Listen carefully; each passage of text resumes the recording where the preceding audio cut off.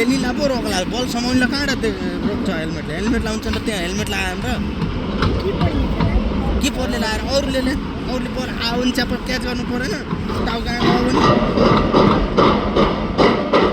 hard बलले त छातीमा लगायो त मान्छे त सिद्धिन्छ खेल्दा खेल्दै एउटा अस्ट्रेलियाको खेलाडी मरेको त हो नि लगाएर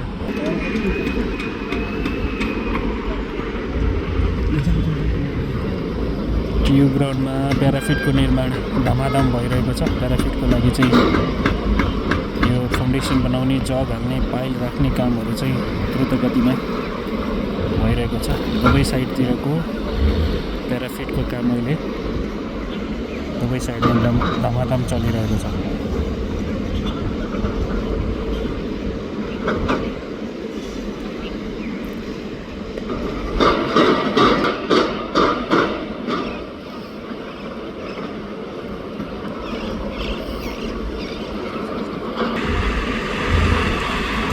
यो फ्लड लाइटको चाहिँ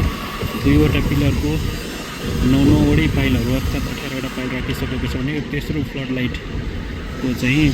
आज धमाधम राखिदिएछ पाइलहरू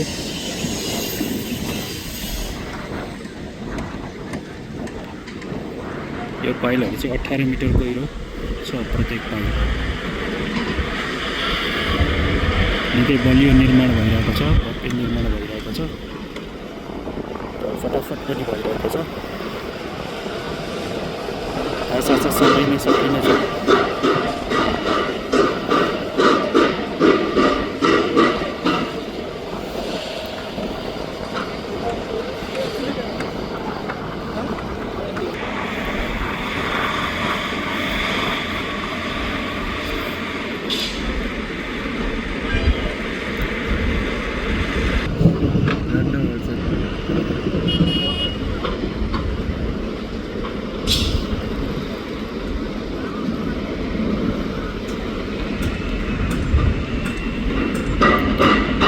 यसले पाइल खन्दाखेरि चाहिँ यो आधुनिक मेसिन रहेछ यसले पाइल खन्दाखेरि चाहिँ त्यो पानीहरू गिलो हुने माटो गिलो हुने नहुँदो रहेछ र यसको चाहिँ प्रयोगलाई चाहिँ एकदम राम्रो मानेको रहेछ र एकदम फटाफट पनि काम गरेको छ प्याराफिटको लागि बाहिरी सर्फेसमा यो भइराखेको पाइलहरू खन्ने काम पनि राख्ने काम पनि लगभग 28-30वटा जतिको चाहिँ भइसकेको छ यो 350+ पाइलहरू चाहिँ यो वरिपरि राखिनेछ पहिलो चरणमा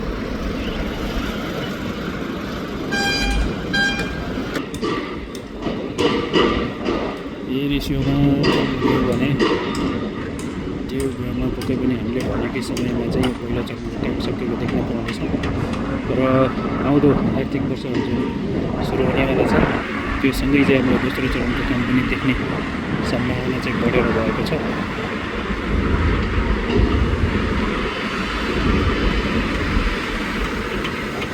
द्रुत गतिमा धमाधम काम भइरहेको छ